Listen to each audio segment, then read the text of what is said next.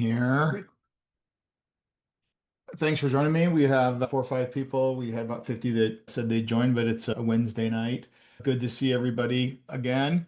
And I'm going to just spend a few minutes yammering on about my experience hiring your first couple of people in pre-seed. I'm going to focus on B2B software pre-seed. I'll talk for 10 or 15 minutes, and then I'm happy to take questions about either pre-seed hiring or seed or Series A or any kind of hiring. I was inspired to do this because basically, usually I'm funding one, two, three guys or girls and a dog. And one of their first questions after they raise financing is, who am I going to hire? And how do I hire? And who do I hire first?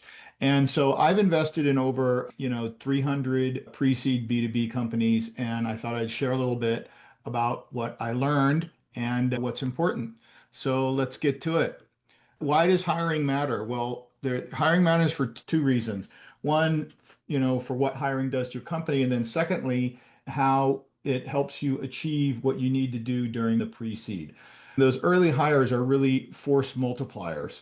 The first 5 people that you hire are going to shape the next 50 people that come into the company.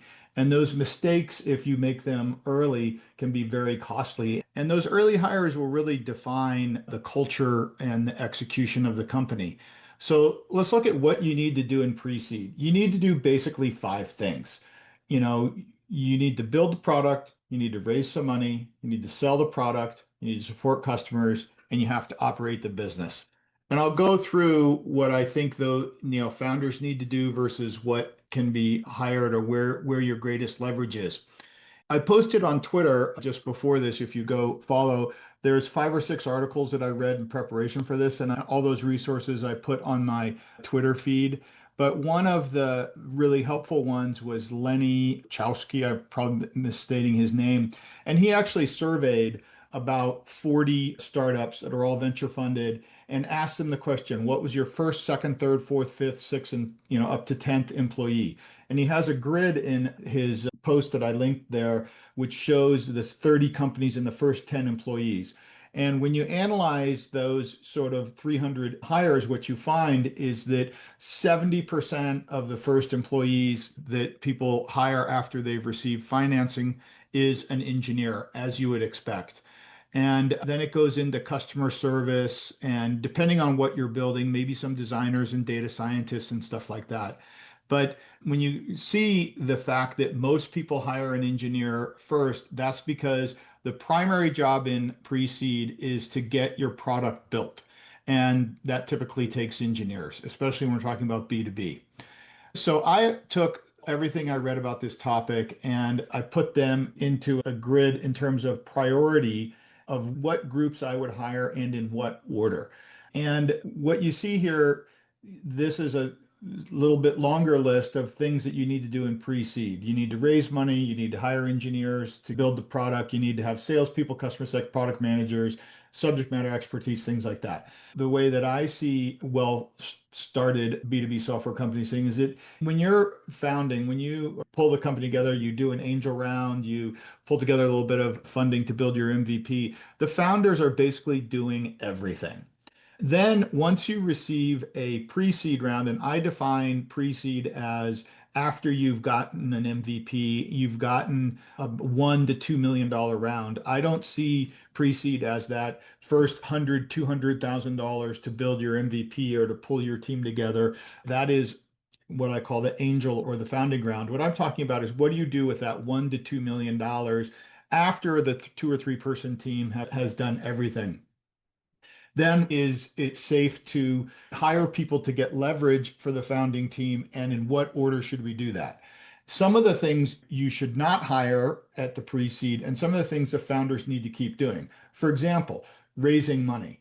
Founders need to do that pre-seed, seed, Series A. Founders need to be the primary money raisers. I've actually seen people try to hire like business development people or CFOs in a pre-seed or a seed round to try to get them to talk to investors for future rounds. That never, ever works. You will not be able to get any leverage in money raising by hiring people. So then what can you get leverage in and what order should you do it? Following up on the analysis that Lenny did, the number one place you should look to hire people is engineering. The number two, I think, is customer success. And why is that? Because it'll be easy to get people to try your product. It'll be hard to get them to stick with it. But what I have found is in pre-seed, the founders tend to still be the salespeople. And I would rather you get leverage in customer success and answering tickets before you hire another salesperson and keep the founder doing founder-led sales. But the third area I would hire after customer, and I think this is a little counterintuitive, and maybe not all VCs would agree, but I would prefer if in pre-seed you hired customer success people before you hired another salesperson, because the founder can get the first 100 customers, but getting those customers to be successful on your product takes a lot of detailed follow-up and a lot of time that the CEO is probably not going to have. The highest leverage the CEO can do is continue to sell and get leverage in customer success and engineering. After you've filled those out, I think then you can go in and hire product managers and maybe some subject matter expertise if you don't come from the industry, and then into recruiting and operations. In pre-seed, you're never going to hire a CFO or a VP of sales, and business development is still going to be done by the founders. I've seen people try to hire those senior people, and I'll get into why that's a mistake in pre-seed. If you look at the first 8 hires after you receive your pre-seed round, it can vary depending on what you're building, but I would expect you to hire about 40% tech people, about 30% sales, and about 20% in ops. And we can discuss why I think those are the right breakdowns. And then how do you hire? Well, the first thing you should do is only hire after you've done some sort of gap analysis. Basically, what part of the company is falling apart. And typically it's going to be engineering because you're going to have to build more than you can, and it's going to be customer success. You should only hire after realizing that part of your company is breaking and that the founders can't do. In the last year that I've had all my founders start asking before they hire someone is, can AI do this? And you've seen other companies like Shopify and others saying that same thing. Many times the answer before you hire someone is that AI could do it if it's a specific thing like marketing outreach or something like that. Another trick I've seen a lot of founders do is that the recruiting process to hire those 8 people, just like the fundraising process, it definitely has to be founder led. I think the founders should write the job posts. I think the founders should do all of the first interviews. And no one in pre-seed wants to be talking to a head of HR when they're joining a company. They want to hear from the missionary and join the mission. Your network is going to be the number one source of referrals and customers. I also recommend when you're hiring to always use scorecards and have live tasks for any job that you're doing.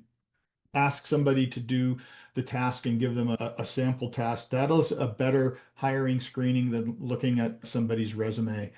And I do recommend, even in pre-seed, that you always do reference checks. You don't want to hire the person that already has 3 jobs and is overemployed. Also early, I would recommend that you prioritize a generalist who can wear multiple hats. And when you're talking to people, lean into the fact that you're venture funded, you've got options, and the growth potential is there. This is something that people don't have at bigger companies. So the summary of how to do it well, look for people that are on a mission, not just trying to cash a paycheck. Now let's get into a couple of mistakes to avoid, and my personal favorite, where I have in fact failed hiring people in pre-seed. The number one mistake I've heard is hiring for resume over conviction. And what that means is you look at somebody's resume and you're like, oh, they were at Google and Microsoft and FANG, and they went to MIT and Stanford. You don't have high conviction that they're going to fit into the culture that you have, or that they're bought into the mission that you're going to deploy. Leaning too much on resume early, it's much more important to get cultural fit from a generalist than it is to get the absolute best, most qualified person from a specific job. I think a second mistake people make is delayed in firing decisions. You should hire fast and you should fire fast. If we give, in almost all my companies, I recommend you give a 90-day period and a cliff on your options. The reason you do those kind of things is because if in 90 days the person's not working out, you want to be able to fire them and not waste any equity on them. Trying to squeeze round pegs into square holes is a big problem, and You don't have the time in pre-seed for people that are not working out. I also, if you're going to fire fast, you also need to keep the documentation going well. I think it's also a problem early to hire people that are only like you. What you want to do is hire people that can do things better than you, people who complement you, people who are good at things that you do not excel at. A good example of this is customer success. A CEO might be very big picture. Customer success is a very detail oriented job, and you want to hire people who love detail orientation. Don't hire the big picture thing to be customer success because they will not do a good job there. The other mistake is beware of startup tourists. There's the idea of working in a startup is really appealing to a lot of people, especially at big companies. And I've seen a lot of people say, we want to try the startup thing. I have a story about that, and it never works out. And also, the number one mistake I see in people is hiring senior people too soon. People that have worked at a big company, gotten a big salary, and they've never worked at a pre-seed startup. That's going to be very challenging. I think your first 8 employees should all be people who have worked at a startup before at some capacity so they know what they're getting into. Now, let me get into a couple personal fails. Let me tell you 4 or 5 stories where I've had horror stories in the early days. One of the companies I started was called Imperium Renewables, biodiesel company in Seattle. I hired this guy, very senior guy out of Microsoft. His first day on the job, he wanted to do the startup thing. He'd worked at big tech and he's like, oh, startup sounds like fun. The first day when he came in, he said, "Where's my secretary?" And I said, "What are you talking about? We're a startup. You don't have a secretary." And it was downhill from there. His expectation was that he would have all the corporate infrastructure around him that he had at Microsoft. He left within 3 months. I hired another guy, a programmer once when I was at Anderson Consulting. During the interview, he was absolutely amazing, Rhodes Scholar, won all these computer competitions, number one in his class at MIT, like just super brainiac. We hired him and we put him on bug fixing in a production environment. He was completely tilted. He said, "This code is shit. Everybody sucks. I could have written it better myself. I don't like fixing anybody else's code." He was so confident in his own abilities that he could not work with anybody else and could not work on anybody else's code. And we didn't hire him as a chief architect. We hired him as a programmer, and that's where you start is bug fixing. He went back to academia and started teaching because he wanted control over all of his work and did not want to have to deal with anybody else's code because he was such a perfectionist. So he lasted about 3 months. Then when I was in LA, I was running this company called Upgrade Labs. And I hired this guy as a manager of one of my facilities. And he's a super personable guy, like a guy you want to have a beer with. Super nice, super engaging, like everybody's best friend. It turned out that he was working 3 jobs. He submitted phony expense reports. We did not call his references, and he had been fired from his last job, and he actually had an SEC complaint for selling unregistered securities against him. He was basically a confidence man grifter who lied about his entire background and got jobs in industries that he didn't know what he was doing, but it was because he was such a nice guy, he could convince anybody to hire him. We didn't do our background checks, and we hired him because he was a nice guy. And he ended up stealing a bunch of money from the company, and we got in a lawsuit with him. Do your reference checks. At that same company, we love employees that want to hustle. Hustlers are great employees. Unfortunately, if they're not hustling for your company and they're hustling on the side and they're just cashing your check to go do their own side hustle, that can be a problem. We were running a fitness facility and we had personal trainers there, and we had 2 personal trainers who were trying to set up their own personal training business on the side. We found that they were posting Instagram reels from our facility on our computer during work hours and trying to drum up business and selling our customers their own side hustle business to go revenue directly to them and cutting out us from while we were paying them on the clock. So I think you should encourage people to do side hustles, but if you realize that they are side hustling themselves out of your business, this is not a good thing. Another one in the area of big companies, people coming in and not being successful in startups. When I was at Imperium Renewables, the biodiesel company, I hired a guy who was the VP of sales at GE for wind turbines. Their number one salesperson had sold to all the big electrical utilities, and we wanted to sell to electrical utilities. So I hired him. But the problem was, just like the guy who said, "Where's my secretary?" He was used to having a crap load of corporate infrastructure, having a plane, having this, having that. And when he had none of that, he was just not very successful. And what we found out was that what got him all of those meetings was the fact that he had a GE business card. And when he had an Imperium Renewables business card, the people wouldn't take his calls. So he didn't have a lot of authentic connections. He was riding on the back of his prior company's business card.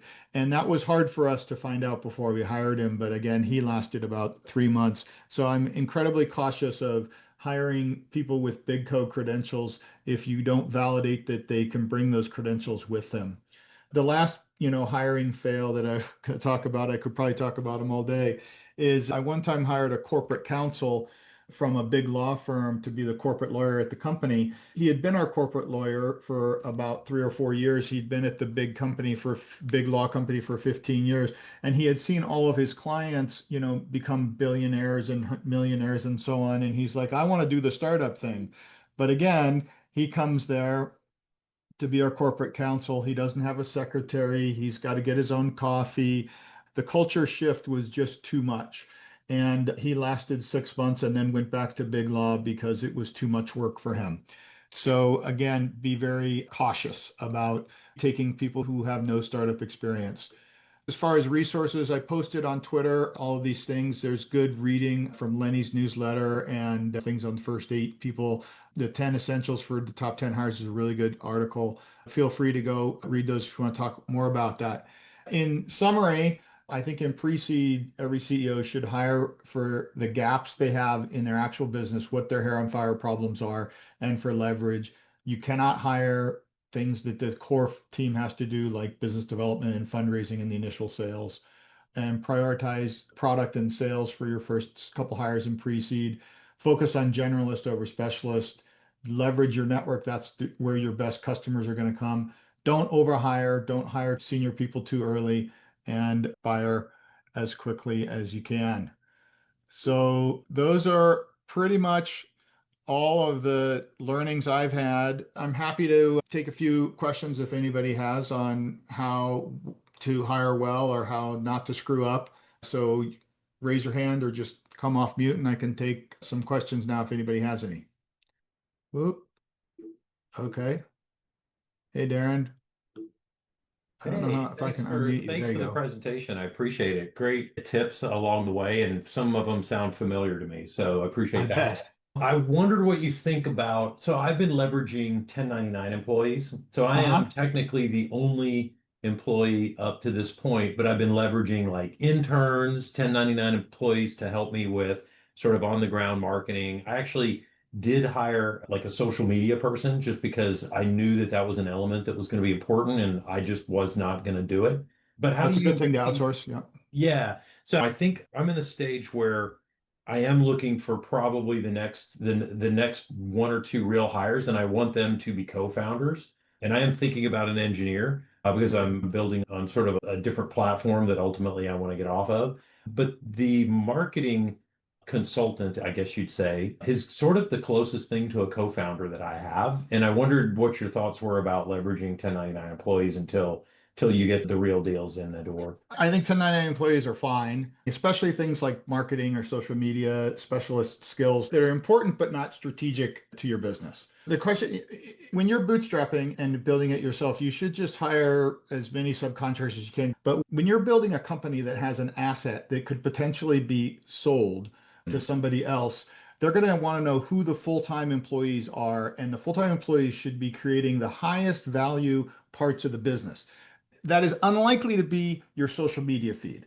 It is Yeah. more likely to be your code, maybe your sales relationships, right? That's why I said 40, 50% tech, 20, 30% sales. So one of the mistakes I see a lot of people in pre-seed doing is they're like, well, I outsourced the development. I had a dev shop in India build everything. And then you're like, okay, I'm an investor. And I say, okay, so you don't own the talent that built your product. Mm.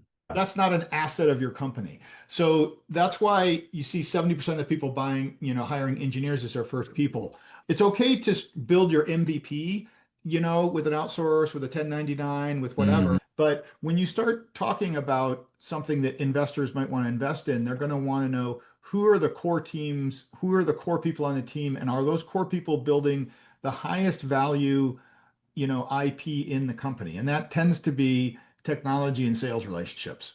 Hi. Yeah, it's very useful. I appreciate you doing this.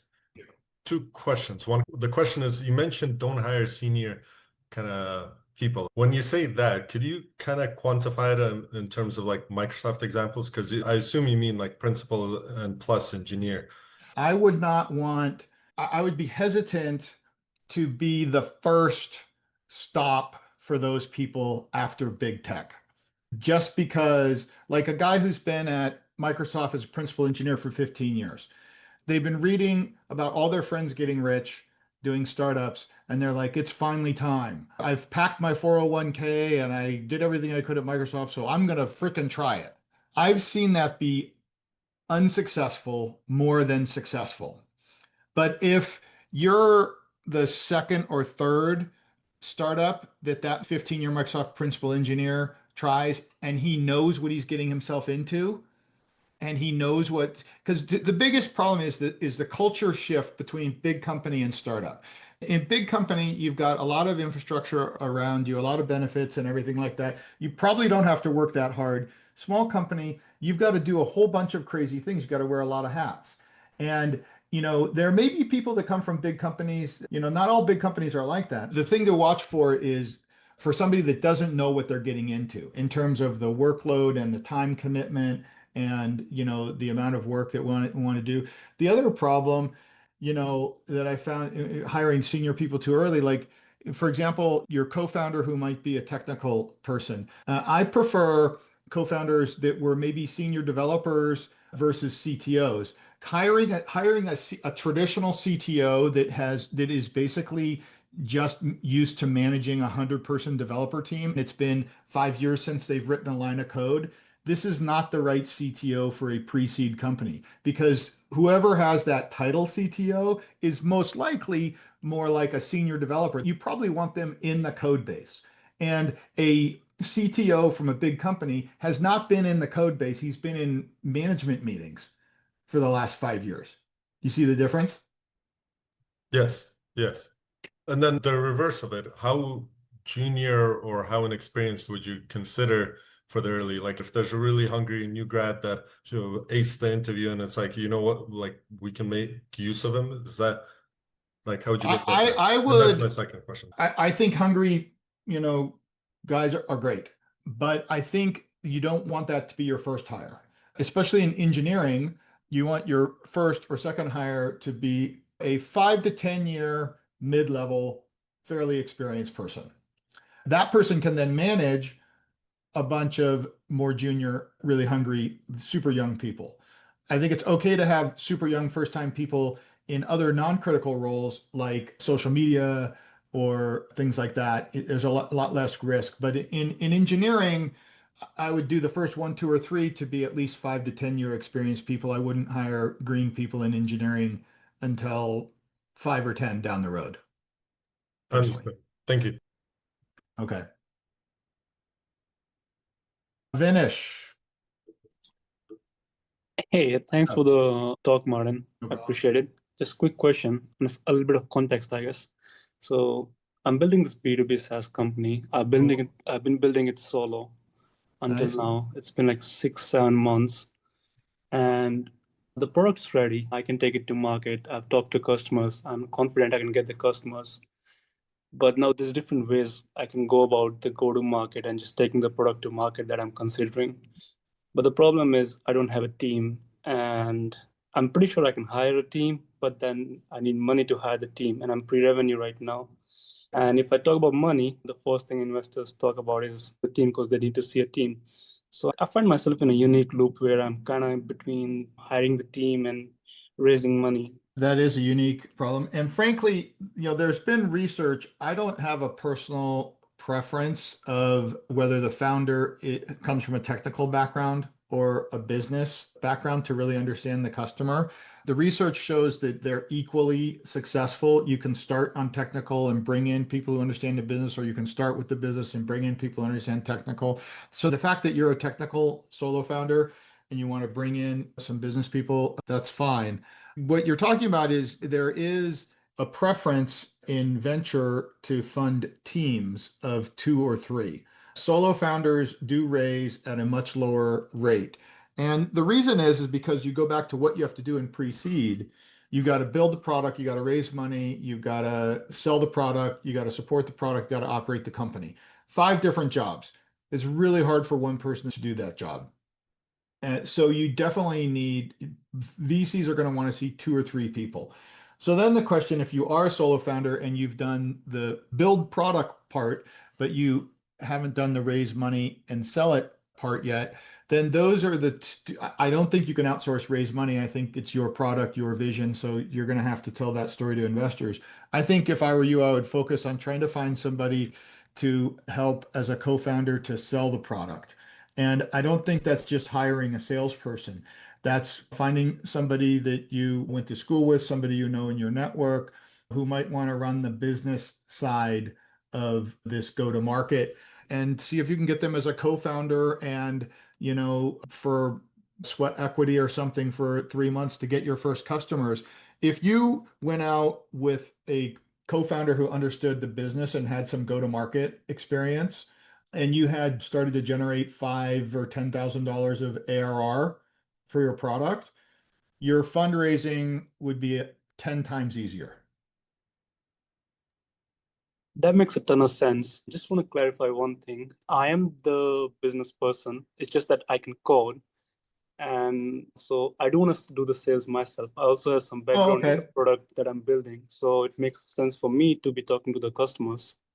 Okay, well then maybe you hire an additional engineer, to build the next few products, and so that you can have time to focus on sales for the next 3 months. Right. Would there be a co-founder? Should I be looking for a co-founder, or should I be more looking for someone to just get me to the next milestone? I think since you're a solo guy and you've written it all yourself, you should not call that person a co-founder. You should say you're looking for a senior engineer. I mean, I would definitely give them, the only reason I would say not co-founder is that the whole idea is yours. And a senior engineer, you would give maybe 5% of the company in stock at this point in time. You want a senior person who can help build the product, but they don't get half the company. Right. That makes sense. Thanks. Right? Thank you. Okay. Good luck. Do we have any other questions? I've got another one if you don't Darren's mind. got another one? Okay. Oops, sorry. I think I muted you by mistake. No worries. Hey, You were Darren. mentioning the senior engineer. You kind of threw a number out there of like 5% of the company for a senior engineer. I'm kind of curious what co-founders would command depending on when they come in. Like, for example, I've got a very strong MVP at this point in the game. I am looking for a co-founder to round out industry expertise. I do need some engineers. I've also put a tremendous amount of my own capital in here. I'm thinking it would be nice to bring a co-founder on that would also put capital into the game. I'm currently using slicing pie as a method of figuring out percentages. It basically is a way of tracking inputs and making sure that when there's something very difficult to value, that everybody gets a proportional share of the value, proportional to what they put in. So you track things like cash inputs, time inputs, things like that. That seems like an interesting tool. I mean, the bottom line is that there is no set formula for that. And you basically got to just kind of, whatever you guys can agree on that can be fair. The only thing I would say is that the biggest mistake that I see co-founders in the pre-seed make is that, let's say 3 people start a company and they're like, we all get a third. The reality is not everybody's equal. Yeah. Yeah. And I've seen that cause more problems than anything. Because what happens is one guy's the CEO or girl, and somebody's, whatever else. And then 6 months down the road, the people are like, hey, you're not pulling your weight. and I still have you still have the same amount as me. So I think misallocation, the number one mistake, I like where you're thinking, which is I'm trying to, give people a percentage which is relative to the value that they're bringing to the company. Yeah. Um, Yeah. and I like that because the going all equals, all sharesies, Mm. it never works. It never works, It right? never works. I'll put a link to the slicing pie method that I'm using. It makes a lot of sense to me, and it's how I'm model. I have a couple of people that want to put in investments, and I've been very reluctant to take the money right now because I also don't want the baggage that comes with them as, putting a bunch of unsolicited input. I want advocates, but I don't want distractions. This is a way that I'm trying to figure out what a check from a potential investor or a co-founder might look at. But it sounds like I'm on the right path. So I think you're appreciate on the right feedback. track. I mean, I haven't used that tool. I can't talk about it, but try Yeah. to align it, whatever, with the value. I threw 5% out there in pre-seed for a senior dev because the reality is pre-seed's going to get diluted by 70, 80% by the time you get to the A. So then that person's down to around 1 or 2% at the exit, which is about where they should be. Yeah, makes sense. Thank you for that perspective. I think we have time for maybe one or two more. I had a question in chat, Martin. Who's that? Taylor Westerberg. I can just read it. I was curious, do you have any good stories about kind of unexpectedly successful hires? Kind of black sheep that ended up really doing something special, and what did that look like? That's a good question, and I didn't think about that before this. Black sheep hires. I can't think about any right off the top of my head, but I'm going to think about that and I'll write some tweets on it. Thank you for the idea. Thank you. I'll look forward to it. All right. Dimitri, you have a question? Yes, just wanted to point out that we have a chat, and I just asked if you would I didn't share see the that deck.